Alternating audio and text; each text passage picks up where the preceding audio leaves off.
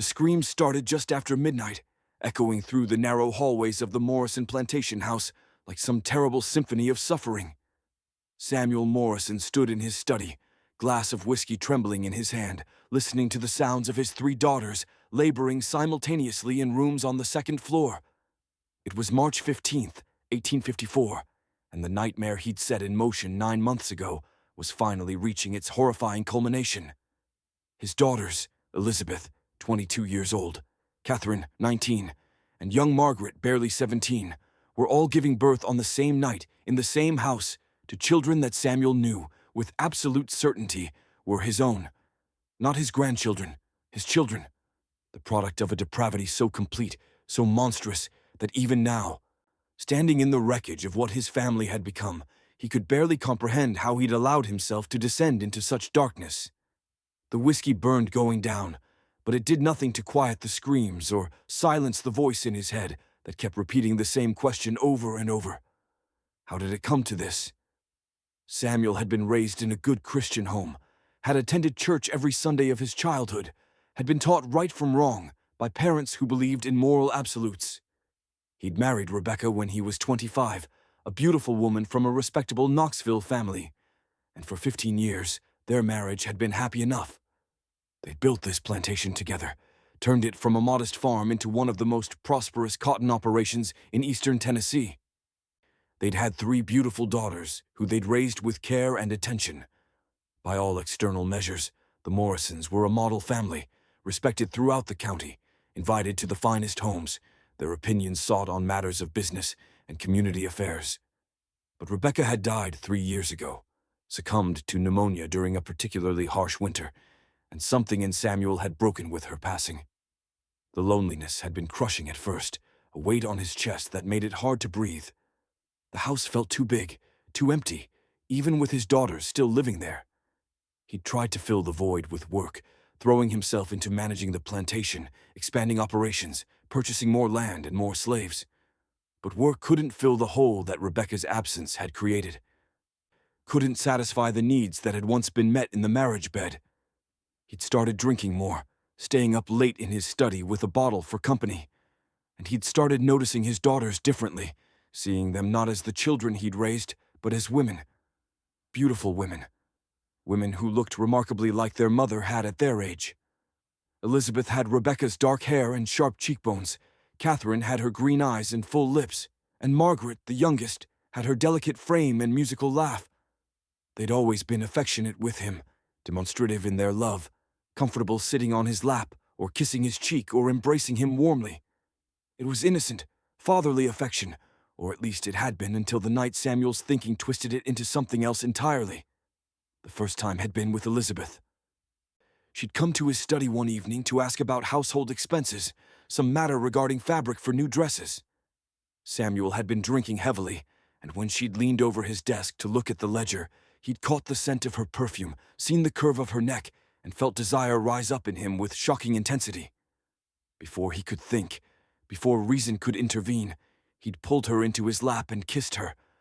Not a fatherly kiss, a lover's kiss. Elizabeth had frozen, her body going rigid with shock. When he'd finally released her, she'd stumbled backward, her hand pressed to her mouth, her eyes wide with horror and confusion. "Papa," she'd whispered, the word barely audible. "What are you doing?" Samuel should have apologized then, should have blamed the whiskey and sent her away and never spoken of it again. But instead, he'd stood up and crossed to where she stood, paralyzed by the door. "Your mother's been gone 2 years," he'd said, his voice rough with drink and desire. "I'm lonely, Elizabeth. I'm so lonely, and you're so beautiful, just like she was. Is it so wrong for me to seek comfort?" "I'm your daughter," Elizabeth had said, her voice shaking. "This is wrong, Papa. This is terribly wrong." But Samuel had been beyond reason, beyond morality, driven by needs he couldn't or wouldn't control. He'd locked the study door, and over the course of that long, horrible night, he'd forced himself on his eldest daughter while she wept and begged him to stop. When it was over, when he'd finally spent himself and the fog of desire had cleared enough for reality to come crashing back, Elizabeth had curled up on the floor of his study, her dress torn, her face streaked with tears, and Samuel had felt the first stirrings of shame, but not enough shame to prevent it from happening again. Over the following months, Samuel had continued to force himself on Elizabeth regularly.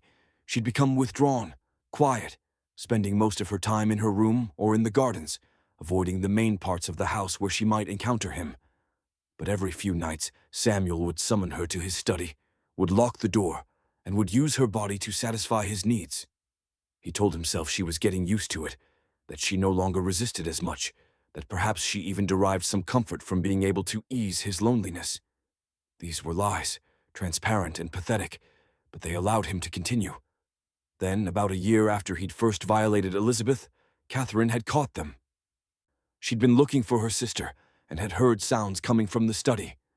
She'd knocked on the locked door, had called out asking if everything was all right, and the interruption had been enough to break the spell. Samuel had released Elizabeth, who'd fled the room the moment he unlocked the door, pushing past Catherine without explanation.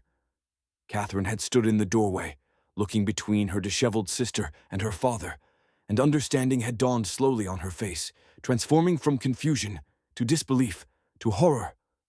"Papa," she'd breathed. "Tell me you weren't. Tell me you didn't." Samuel could have denied it, should have denied it. But the whiskey had loosened his tongue and his inhibitions, and instead he'd confessed everything. How lonely he'd been, how much Catherine and her sisters reminded him of their mother, how natural it had seemed to seek comfort from them. Catherine had listened with growing revulsion, had called him a monster, had threatened to expose him to everyone in the county, to have him arrested and tried for his crimes. But Samuel had years of experience manipulating his daughters, understanding exactly which emotional buttons to push. He'd broken down crying, had told Catherine how ashamed he was, how he knew it was wrong, but couldn't seem to stop himself. He'd begged her forgiveness, had promised to never touch Elizabeth again, if only Catherine would keep his secret. And when that hadn't been enough, he'd reminded her of the practical realities. If she exposed him, the family would be ruined. The plantation would be seized, their social standing destroyed, their chances of ever making respectable marriages eliminated. Everything their mother had worked to build would be torn down. Could Catherine really do that to her sisters, to herself, for the sake of punishing him? Catherine had wrestled with the decision for days, torn between her moral revulsion and her practical understanding of what exposure would mean. In the end, she'd chosen silence, but with conditions. Samuel had to stop forcing himself on Elizabeth immediately. He had to promise never to touch any of his daughters again, and he had to seek help from their minister, had to confess his sins and get his soul right with God. Samuel had agreed to all of it, had sworn on his dead wife's memory that he would honor Catherine's terms. And for about 2 months he did. He left Elizabeth alone, threw himself back into work, tried to drink less. But the need never really went away. And having Catherine know his secret, having her look at him with such contempt and disgust, only seemed to feed some twisted part of his psyche. If she already thought him a monster, what did he have to lose? The second violation of Catherine happened during a thunderstorm in late spring. She'd been frightened by the lightning, had come downstairs seeking company, and had found Samuel drunk in his study. What followed was similar to that first night with Elizabeth: force, tears, resistance that eventually gave way to frozen submission. Except this time Samuel wasn't operating under any illusion that what he was doing was anything other than pure evil. He knew he was destroying his daughter, knew he was betraying every trust and obligation of fatherhood. But he did it anyway, because in that moment his desires mattered more to him than her suffering. After that night, Catherine joined Elizabeth in that hollow, haunted state. The two sisters rarely spoke to each other, couldn't meet each other's eyes, bound together by shared trauma, but unable to acknowledge it.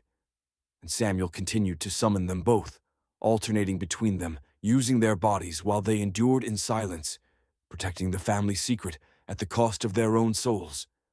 Margaret, the youngest at 15, had been sheltered from the truth for as long as possible. Elizabeth and Catherine had conspired to keep her innocent, to preserve at least one member of the family from their father's depravity. But Margaret wasn't stupid, and she noticed the changes in her sisters, the way they flinched when Samuel entered a room, the way they found excuses to avoid being alone with him. One evening, driven by concern and confusion, She'd confronted Elizabeth directly, had demanded to know what was wrong, why everyone in the family seemed so miserable. Elizabeth had tried to deflect, but Margaret had been persistent, and eventually the truth had come spilling out. Not all of it, not the graphic details, but enough for Margaret to understand that their father had been forcing himself on both of her older sisters, had been using them in ways that fathers should never use daughters. Margaret's first instinct had been disbelief, then rage. She'd stormed into Samuel's study that very night, had screamed at him, had called him every vile name she could think of, had threatened to run away and tell everyone what he'd done. Samuel, drunk and defensive and cornered by his youngest daughter's righteous fury, had made a calculation. Margaret was going to be a problem. She was too young to understand the need for discretion, too naive to grasp the social consequences of exposure. She'd ruin everything if he didn't find a way to control her. So he'd used the only leverage he had. He'd told her calmly that if she exposed him, he'd deny everything. It would be her word against his. And even if people believed her, the scandal would destroy her sister's chances of ever marrying, ever having normal lives. Was she willing to sacrifice Elizabeth and Catherine's futures for the sake of punishing him? Margaret had been stymied by this logic, trapped between her moral outrage and her love for her sisters. But unlike Catherine, she hadn't been willing to simply keep quiet and let the abuse continue. She'd negotiated her own terrible bargain with Samuel. She would keep his secret, but only if he stopped touching Elizabeth and Catherine. If he needed to satisfy his unnatural urges, he could use Margaret instead. She would sacrifice herself to protect her older sisters. Samuel had been shocked by the offer, had initially refused, had told Margaret she was too young, that he couldn't possibly. But she'd cut him off. "I'm 15, she'd said coldly. "Girls younger than me get married all the time, and you've already proven you don't care about what's right or decent. So make a choice, Papa. Keep hurting all three of us, or accept my offer and leave Elizabeth and Catherine alone." It was the most perverse negotiation imaginable. A teenage girl bargaining to become her father's sexual victim in order to protect her siblings. But Samuel, drowning in whiskey and self-loathing and unable to control his own impulses, had accepted. He'd told himself he was being noble, reducing the harm, limiting his depravity to just one victim instead of three. In reality, he was simply taking what Margaret offered because he couldn't stop himself from taking. For several months, the new arrangement held. Samuel left Elizabeth and Catherine alone, and Margaret endured his regular violations with grim determination. She never cried during the acts themselves, never begged him to stop, simply lay there rigid and silent until he was finished. Her stoicism was somehow worse than her sister's tears had been. A constant reminder that she was enduring this horror purely as an act of sacrifice, that every moment of it was a choice she was making to protect them. But Samuel's depravity, once given an inch, took miles. He started drinking even more heavily, started justifying his actions with increasingly twisted logic. His daughters were his property, weren't they? The law said so. He owned them just as surely as he owned his slaves, just as surely as he owned his land and livestock. What he did with his property was his business, and if he chose to use his daughters for his sexual gratification, well, at least he was keeping it in the family, wasn't he? At least he wasn't out hiring prostitutes or forcing himself on the slave women, which would have been morally complicated in different ways.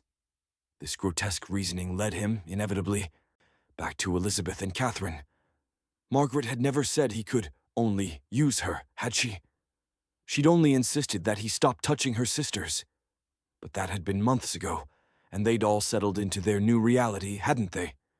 Surely by now his older daughters had recovered enough that they could occasionally participate again. It seemed wasteful to limit himself to just one when he had three beautiful daughters available. So one night, drunk beyond reason and beyond shame, Samuel summoned Elizabeth to his study. She'd come reluctantly, confusion on her face, because she'd thought their agreement meant she was safe now. When she understood what he wanted, she'd backed away, shaking her head, reminding him of the promise he'd made to Margaret. But Samuel had locked the door and forced himself on her anyway. And when she'd tried to scream, he'd covered her mouth with his hand and told her that if she made noise, if she brought Margaret running, he'd be forced to use all three of them to keep them quiet. After that night, all pretense of rules or boundaries dissolved. Samuel used whichever daughter was most convenient, whenever his urges struck. Sometimes it was Margaret, keeping to the bargain she'd made. Sometimes it was Elizabeth or Catherine, violations that broke the terms, but which they endured because what choice did they have? They'd learned by now that resistance was futile, that their father was beyond shame or reason, that screaming or fighting back only made things worse. So they submitted, all three of them, turning themselves into hollow vessels for their father's lust, protecting each other when they could, and enduring alone when they couldn't. The spring of 1853 arrived, bringing with it new growth in the cotton fields and a terrible realization in the Morrison household. All three daughters, within a week of each other, discovered they were pregnant. Elizabeth noticed first, then Catherine, then Margaret. They compared symptoms in whispered conversations when Samuel wasn't home, each hoping desperately that she was wrong, that the nausea and missed monthly bleeding meant something else. But deep down, they all knew. They'd been subjected to their father's attentions too regularly for too long. Pregnancy was inevitable. The question was what to do about it. They couldn't hide 3 pregnancies, not in a house with servants and neighbors who visited regularly. And even if they could hide them, what would happen when the babies came? Samuel would have to acknowledge them somehow, would have to explain to the community how his 3 daughters had all gotten pregnant without being married. The scandal would be catastrophic. Elizabeth, as the oldest, took charge of the situation. She called a family meeting in the parlor one Sunday afternoon when the servants were at church. Samuel, hungover and irritable, had tried to dismiss their concerns, had told them they were probably imagining things, that they should wait a few more weeks before jumping to conclusions. But when all 3 daughters confirmed their pregnancies with absolute certainty, even Samuel couldn't deny the problem. "We could say you were all courting," he suggested weakly. "Say you were seeing gentlemen we didn't approve of, that things went too far, that the men refused to marry you." "All 3 of us," Catherine said incredulously. "All at the same time, all getting pregnant within weeks of each other. No one would believe that, Papa. They'd know something else was happening. They'd investigate." "Then we'll send you away," Samuel said, his mind racing through increasingly desperate scenarios. "We'll say you're visiting relatives in Virginia. You can have the babies there, give them up for adoption, come home after a year and no one will be the wiser." "And abandon our children to orphanages," Elizabeth said, her voice cracking. "Haven't you done enough to hurt us? Now you want us to give away our babies, too." "They're not just your babies," Margaret said quietly, and everyone turned to look at her. The youngest sister sat with her hands folded in her lap, her face pale but composed. "They're our babies and our siblings, Papa's children either way. The degree of wrongness is so complete that it doesn't matter what we call them." The room fell silent as the full horror of the situation settled over them. These weren't just pregnancies resulting from rape, from a father's violation of his daughters. They were pregnancies that would produce children who were simultaneously their mother's babies and their mother's half-siblings. The genetic and relational tangle was so disturbing that even discussing it felt obscene. Samuel started drinking more heavily after that conversation, spending entire days in his study with a bottle, emerging only for meals and to conduct the bare minimum of plantation business. His daughters could see him deteriorating, could watch his descent into something barely human, but they felt no sympathy. He'd created this situation, had destroyed their lives and their futures through his uncontrolled appetites. Let him suffer in his guilt, if he was even capable of true guilt. As the pregnancies progressed, the daughters tried to hide them as long as possible. They wore loose dresses, avoided social gatherings, claimed various illnesses that kept them homebound. But by their 6th month, the physical changes were impossible to conceal. The servants noticed, whispered among themselves, and word began to spread through the county that something strange was happening at the Morrison plantation. All 3 daughters pregnant, no husbands in sight, the father keeping them isolated from society. Rumors started circulating, each more scandalous than the last. The county minister, Reverend Thompson, came calling in October to inquire about the situation. He'd known the Morrison family for years, had presided over Rebecca's funeral, considered himself a friend to the family. He arrived at the plantation with pastoral concern and left 2 hours later looking shaken and disturbed.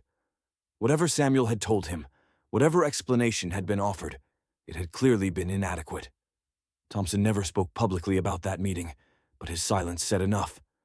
Within a week, the Morrisons found themselves socially isolated, invitations withdrawn, friendships suddenly cooling.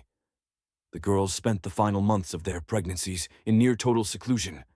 They had each other for company, at least, and they grew closer than they'd ever been, bound together by shared trauma and shared fate. They made plans for after the babies came, whispered schemes about running away together, taking the infants, and fleeing to somewhere Samuel couldn't find them. But they all knew these were fantasies.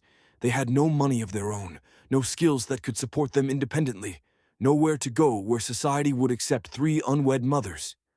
They were trapped by the same forces that had kept them silent about the abuse, trapped by economics and gender and social expectations. The babies came in March, all within a 2-week span. Elizabeth delivered first, on March 12th, a boy she named Thomas after her mother's father. The labor was long and difficult, attended only by the plantation midwife, a slave woman named Penny, who delivered dozens of babies and who kept her face carefully neutral through the whole ordeal. She asked no questions about the father, made no comments about the situation, simply did her job with professional competence. Catherine went into labor 3 days later, on March 15th. Her labor started in the early evening and progressed rapidly. By midnight, she was in the final stages of delivery, her screams echoing through the house. And then, in some cosmic coincidence or divine joke, Margaret's labor started as well. 2 daughters laboring simultaneously in adjacent rooms, their cries intermingling while Samuel huddled in his study below, drinking and trying to block out the sounds. Elizabeth, still recovering from her own delivery just 3 days prior, moved between her sisters' rooms, offering what comfort she could, holding their hands and wiping their brows.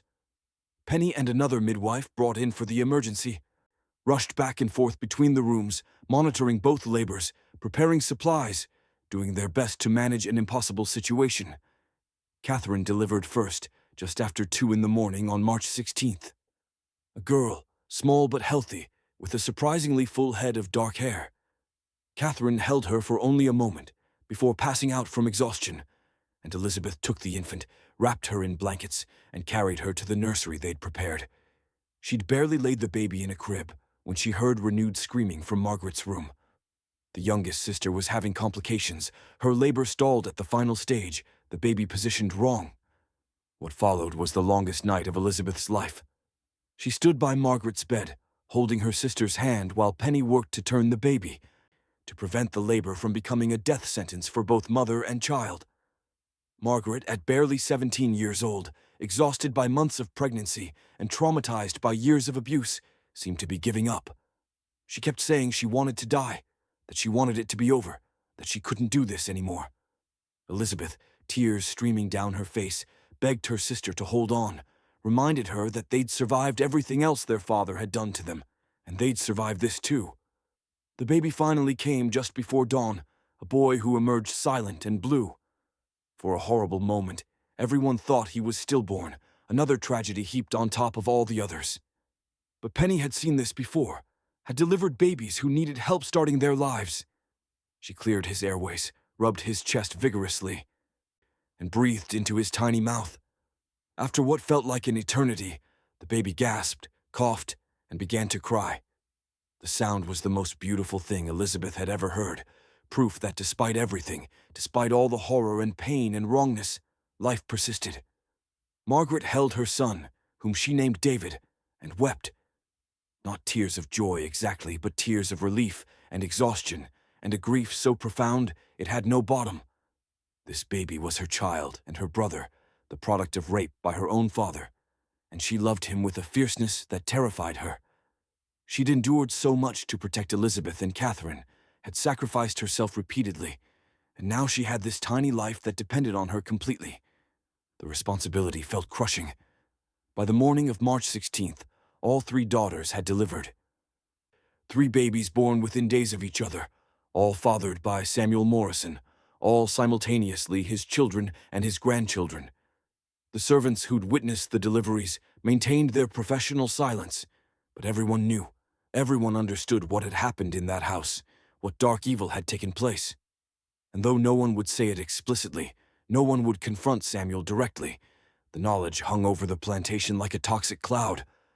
Samuel finally emerged from his study later that morning, drunk and disheveled, demanding to see the babies. Elizabeth, operating on no sleep and driven by protective fury she didn't know she possessed, stood between her father and the nursery door. "You will not touch these children," she said, her voice low and dangerous. "You've done enough damage. These babies are ours, and you will stay away from them." For a moment, Samuel looked like he might argue, might assert his rights as father and grandfather and master of the household. But something in Elizabeth's eyes stopped him, some promise of violence that transcended her exhaustion and the social conventions that normally kept daughters submissive. He backed away, mumbling something about just wanting to see them, and retreated to his study. The weeks that followed were surreal. The three sisters recovered from childbirth while learning to care for infants, all while maintaining the fiction that their father wasn't the father of these babies. Servants came and went, feeding them gossip from town. The rumors had reached a fever pitch. Some people said the girls had been seduced by a traveling preacher. Others claimed they'd been violated by slaves, which Samuel should hang for allowing. Still others whispered the truth, or close enough to it, said that Samuel Morrison had done something unspeakable to his own daughters, and these babies were the proof. Reverend Thompson came calling again in April. This time he didn't bother with polite preliminaries. He confronted Samuel directly in his study, accused him of sins that cried out to heaven for vengeance, demanded confession and repentance. Samuel, drunk and defiant, threw the minister out of his house, told him to mind his own business and keep his judgments to himself. Thompson left, but not before warning Samuel that God's justice would find him eventually, that he couldn't escape the consequences of his actions forever. The county sheriff came next, responding to complaints from concerned citizens about the Morrison situation. But what crime could he investigate? The daughters wouldn't press charges, couldn't press charges without admitting publicly what had been done to them, without destroying what little reputation they had left. And without their cooperation, there was no case. The sheriff looked around, asked some careful questions, and left unsatisfied, but unable to act. Slowly, inexorably, the truth spread throughout the county. Not through any single dramatic revelation, but through accumulated whispers and knowing looks and the simple logic of the situation. 3 daughters, all pregnant simultaneously, no suitors or husbands, a father who kept them isolated. The math wasn't difficult. By summer, the Morrison family was completely ostracized. Former friends crossed the street to avoid them. Their credit was revoked at stores in town. Other plantation owners refused to do business with Samuel. The isolation might have been bearable if the family had been united, but they weren't. Samuel retreated further into alcoholism, rarely leaving his study, conducting plantation business through intermediaries. His daughters tried to rebuild some kind of life, focusing on caring for their infants, but the strain showed in every interaction. They snapped at each other over minor things, broke down crying without warning, struggled with the impossible task of loving children who were constant reminders of their trauma. Margaret, the youngest and in many ways the most damaged, began having what they'd now recognize as post-traumatic episodes. She'd wake up screaming in the night, would have panic attacks when Samuel came near, would sometimes dissociate completely, staring off into nothing for hours at a time. Elizabeth and Catherine tried to help her, but they were struggling with their own trauma, their own grief and rage and confusion. The babies, at least, provided some purpose, some reason to keep going. They needed to be fed and changed and held, needed their mothers even if those mothers were barely holding themselves together. In August, Catherine tried to kill herself. She took laudanum, an entire bottle of it, and lay down in her bed to die. It was only because Elizabeth had come looking for her, had needed help with the babies, that she was found in time. They forced her to vomit, walked her around the room for hours to keep her conscious, and eventually she survived. But the incident shattered whatever fragile equilibrium the family had maintained. They couldn't pretend anymore that they were coping, that they would somehow get through this intact. Elizabeth, driven by desperation and the need to protect her sisters and their children, made a decision. She wrote letters to relatives in Kentucky, distant cousins they hadn't seen in years, explaining their situation in carefully vague terms. She said their father had become unstable, that the household was no longer safe, that she and her sisters needed refuge. She didn't expect help, but she asked anyway because what other choice did she have? To her surprise, the cousins responded. They couldn't take all 3 sisters and 3 babies, they said, but they could take 1 sister and her child. It wasn't much, but it was something. Elizabeth made the decision without consulting Catherine or Margaret. She would stay, would keep the household running, would manage their father and try to prevent further deterioration. Catherine, as the most fragile after her suicide attempt, would go to Kentucky with her daughter. And Margaret would stay as well, because she was the strongest in some ways, the one who'd endured the most and somehow kept functioning. Catherine left in September, taking little Rebecca and a single trunk of belongings. The parting was agonizing, all 3 sisters sobbing as they said goodbye, knowing they might never see each other again. But it was also a relief, proof that escape was possible, that they weren't entirely trapped in the nightmare their father had created. After Catherine left, the house felt simultaneously emptier and more oppressive. Elizabeth and Margaret developed a routine centered around caring for the babies and avoiding Samuel as much as possible. Their father had deteriorated significantly, rarely bathing, wearing the same clothes for days, drinking from the moment he woke until he passed out at night. The plantation suffered under his neglect. Crops failed, slaves ran away, creditors came calling. The Morrison fortune, built over decades by Samuel and Rebecca, was collapsing. Margaret began making her own plans for escape. She'd been corresponding secretly with a family in Nashville who ran a home for unwed mothers, a charitable organization affiliated with the Methodist Church. They couldn't provide permanent housing, but they could offer temporary refuge and help finding employment. In December, without telling Elizabeth her plans, Margaret packed a bag, wrapped baby David in blankets, and walked away from the plantation. She left a note thanking her sister for everything and apologizing for leaving her alone, but saying she couldn't stay another day in the house where she'd been so repeatedly violated. Elizabeth found the note the next morning and felt a complex mixture of emotions. Anger that Margaret had left without warning, relief that her sister had escaped, terror that she was now alone with Samuel and the babies. She considered following Margaret, taking Thomas and fleeing to anywhere that would take her. But someone had to stay. Someone had to manage the plantation and the remaining slaves. Someone had to witness what had happened and survive to tell the truth someday. The final year of Samuel Morrison's life was a descent into hell. He drank constantly, raged at servants, saw visions of his dead wife condemning him. He tried once to approach Elizabeth, tried to resume his violations, but she threatened him with a kitchen knife, and he backed away, shocked into momentary sobriety by his daughter's willingness to kill him. After that, he left her alone physically, though his presence in the house remained oppressive. He died in January 1855, not quite a year after the babies were born. The official cause was liver failure, a predictable result of years of heavy drinking. But Elizabeth, who'd found him dead in his study, believed it was something else. Believed it was guilt and shame and the accumulated weight of his sins finally crushing the life out of him. She felt nothing when she found his body, no grief or relief or satisfaction. Just numbness and a distant hope that maybe now, with him gone, she could begin to heal. The funeral was sparsely attended. Reverend Thompson presided, more out of duty than respect, and gave a sermon about sin and redemption that everyone understood was really about damnation. Samuel was buried next to Rebecca, which felt obscene to Elizabeth, but she lacked the energy to fight it. Let him lie next to the woman whose death had unleashed his depravity. Let them share eternity, while she tried to rebuild some kind of life in time. With Samuel dead, Elizabeth inherited the plantation, or what was left of it. The debts were substantial, the property declining, but it was hers.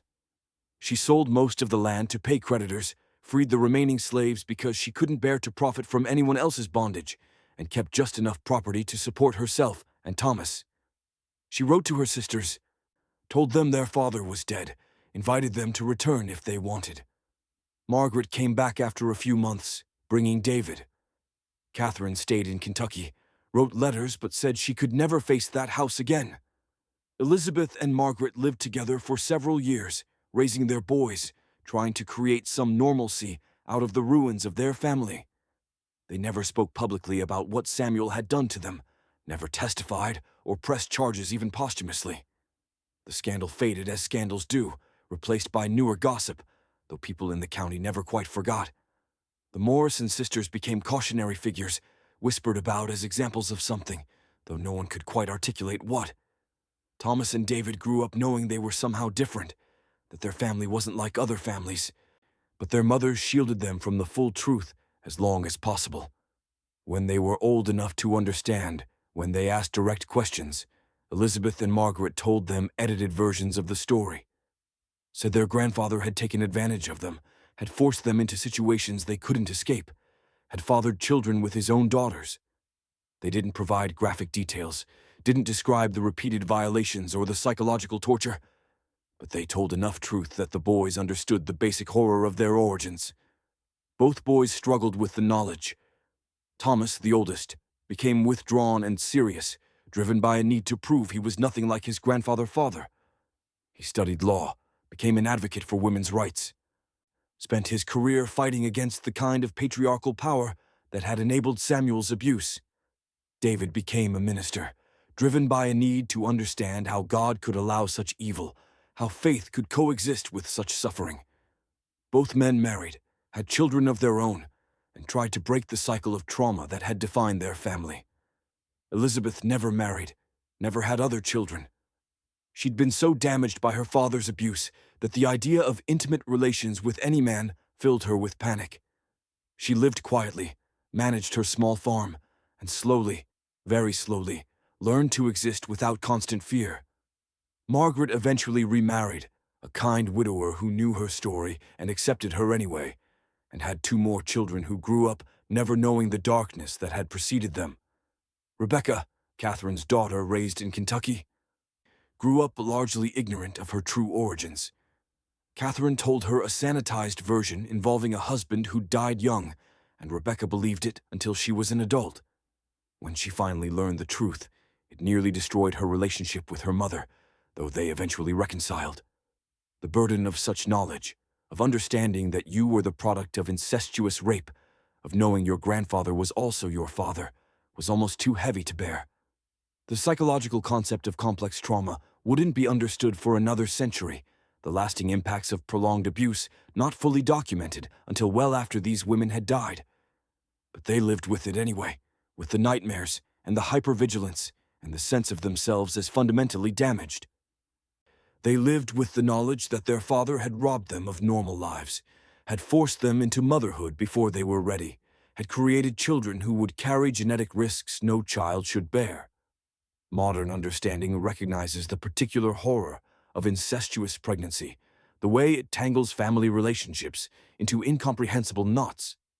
The babies born to Samuel Morrison's daughters were simultaneously their mother's children and their mother's half-siblings. They were their uncle brother's nephew's grandsons. The genetic terminology itself breaks down trying to describe such relationships because they exist outside the bounds of normal human kinship. And beyond the terminology, there were real health risks. Incest increases the chance of genetic disorders, of recessive genes combining in dangerous ways. That all 3 babies were born relatively healthy was more luck than anything else. The story of the Morrison family spread beyond Tennessee in the years after Samuel's death, became one of those cautionary tales that people told to illustrate the depths of human depravity. But in the telling and retelling, the focus often shifted. People emphasized Samuel's wickedness, made him into a monster, and in doing so, sometimes lost sight of his daughter's humanity. Elizabeth, Catherine, and Margaret weren't just victims in a Gothic horror story. They were real women who survived impossible circumstances, who protected each other as much as they could, who raised children in the aftermath of trauma, who built lives despite everything that had been done to them. They were also women who couldn't fully escape the harm that had been inflicted on them. All 3 struggled with what we'd now call PTSD, depression, and anxiety for the rest of their lives. All 3 had difficulty trusting men, difficulty with intimacy, difficulty believing they deserved happiness or peace. The trauma Samuel inflicted didn't end when he died. It reverberated through their entire lives and into the next generation, affecting their children and their children's children. But alongside that trauma was resilience, Elizabeth's decision to stay and manage the plantation, to survive and bear witness. Margaret's willingness to sacrifice herself to protect her sisters and her courage in eventually fleeing to build a new life. Catherine's survival after her suicide attempt, her decades of life in Kentucky, where she slowly healed. These weren't just stories of victimhood.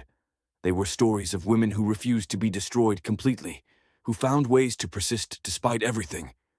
The question of how Samuel Morrison descended into such depravity has no simple answer. Loneliness after his wife's death was certainly a factor, but many men lose their wives without turning to rape their daughters. Alcohol played a role, but many alcoholics never commit such crimes. The patriarchal structure of 1850 society, which gave fathers almost absolute power over their children, created an environment where such abuse was more possible. The isolation of plantation life, the lack of oversight or intervention, removed barriers that might have prevented the abuse in other circumstances. But ultimately, Samuel made choices. At multiple points, he could have stopped, could have sought help, could have recognized the harm he was doing, and chosen differently. His daughters tried to set boundaries, tried to negotiate terms, tried to protect themselves and each other. He ignored all of it, prioritized his own desires over their well-being, and rationalized his actions with increasingly twisted logic. He was responsible for his own evil, fully and completely. The Morrison case, while extreme, wasn't entirely unique in American history. Records from the era document other cases of fathers raping daughters, of incestuous pregnancies, of families destroyed by such abuse. The 19th century's emphasis on patriarchal authority and privacy within families created space for such horrors. Women and children had few legal protections, few avenues for escape, few people who would believe them if they reported abuse. The social emphasis on preserving family reputation meant that victims often stayed silent to avoid scandal. Modern child protection systems, mandatory reporting laws, and changed attitudes about child sexual abuse have made such sustained family abuse somewhat more difficult, though sadly not impossible.